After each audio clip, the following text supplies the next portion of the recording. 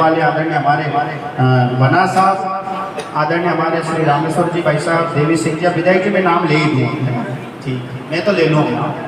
आदरणीय देवी सिंह छूट जाए तो आप बता देना है ना, और ज़्यादा मेमोरी तो विधायक जी यही सी।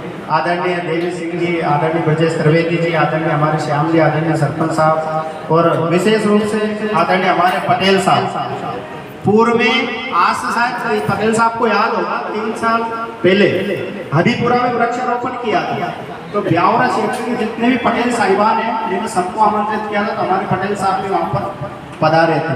तो ऐसे हमारे आदरणीय पटेल साहब, आदरणीय हमारे भारत सर जी, आदरणीय हमारे त्रिवेदी जी, और आदरणीय हमारे भैया बालाजी के परमवत गिरिराज शर्मा जी, आदरणीय हमारे नायक साहब, आदरणीय बाबू जी बी के शर्मा जी, आदरणीय राधेश्याम जी भाई साहब जी, आदरणीय जितेंद्र साहू जी, आदरणीय विक्रम शर्मा जी, युवा मोर्चा के अध्यक्ष आदरणीय गिरिराज सिंह जी, हमारे मंडल के सदस्य आदरणीय मेवाड़े जी, आदरणीय कपिलेश जी, आदरणीय वकील साहब एपीएल शर्मा जी, और हमारे साहिब की तरह साथ रहने वाले पीढ़ी जी, अजय भैया जी, और ऋतिक भैया, और नाम तो नहीं छुपा थे आगे सब, और विशेष रूप से देव आदरणीय हमारे बना साहब, और विशेषकर देखो देवखेड़ी विधायक जी और सभी यहाँ बैठे हैं। मेरे जीवन की पहली कथा का आयोजन ये देवखेड़ी पावन भूमि मेरे लिए बहुत सौभाग्य का विषय है। मेरी भागवत यात्रा 2009 में 27 अप्रैल शायद अप्रैल में 2009 में मेरी पहली भागवत आदरणीय दौलत राम जी भगत जी जो भगवान के गांव में आज वो बैठे हैं, और पूरे ये समस्त ग्रामवासी का विशेष सहयोग से पहली मेरे जीवन की भागवत देवखेड़ी की पावन भूमि पर हुई थी। तो ऐसा इनका आशीर्वाद मिला है कि वो यात्रा निरंतर चल रही है, तो जोरदार ताली की सेवा हो। तो विशेषकर देवखेड़ी से मेरा बहुत स्नेह और लगाव भी है। तो जो भी अभियान चलते हैं हमारे, जो भी अभियान रहते हैं, चाहे कि कोई यात्रा हो, संघ यात्रा हो या वृक्षारोपण अभियान हो, जो भी हो, तो मैं विशेष रूप से देवखेड़ी को अवश्य रूप से सम्मिलित करता हूँ, एक अधिकार के रूप में भी मान लो इसको। तो आज विशेष रूप से हम यहाँ पर आए हैं, तो वृक्ष लगाने के लिए आए, और पहले से ही यहाँ तो आपने हरा भरा कर रखा है, एक बार जोरदार ताली की सेवा होगी।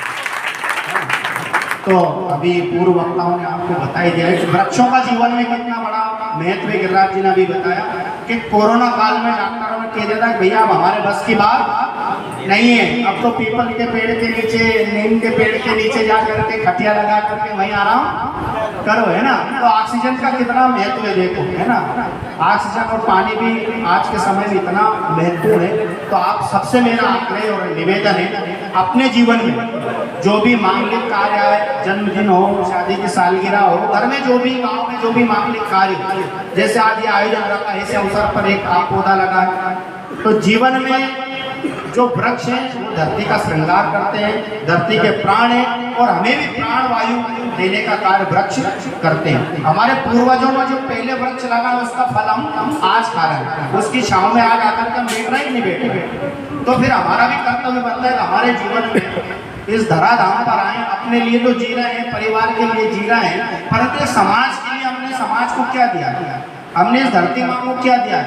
धरती का भी जीवन में हमारे ऋण है, तो उस ऋण से कब ऋण होते हैं। एक माता पिता का ऋण है, गुरु का ऋण है, तो गुरु की सेवा करके उससे ऋण हो सकते हैं, माता पिता की खूब सेवा करके उससे ऋण हो सकते हैं, और धरती का जो ऋण है उससे कब ऋण हो सकते हैं, जीवन में वृक्ष लगा करके उस ऋण से हम मुक्त हो सकते हैं। इसलिए आपसे हाथ जोड़ करके मेरा आग्रह और निवेदन है। अभी बना साहब और हम गाड़ी में आ रहे हैं, तो बना जी कह रहे थे कि गुरुदेव कोई गर्मी के समय में कहीं भी शादी ब्याह में जाता है, कार से जाता है, तो सबसे पहले वृक्ष देखता है कि अपनी कार को पेड़ के नीचे खड़ी करना है। हम आप भी ये विचार करते हो। तो जीवन में आप सब समझदार हैं, देवखेड़ी गांव देवभूमि है, तो मेरा आपसे आग्रह निवेदन है कि अपने जीवन में अवश्य रूप से पेड़ लगाएं, और हम जो पेड़ आज लगा के जा रहे हैं इसके देख रेख आप अवश्य करके और इनको बड़ा करें, क्योंकि बताया गया है एक बावड़ी खोदने का फल मिलता है, तालाब खोदने का फल मिलता है ना। तो उसी प्रकार से एक वृक्ष लगाने का फल कितना है, ये शास्त्र में बताया गया है। ये बात कहकर के अपनी वाणी को विश्राम करूंगा।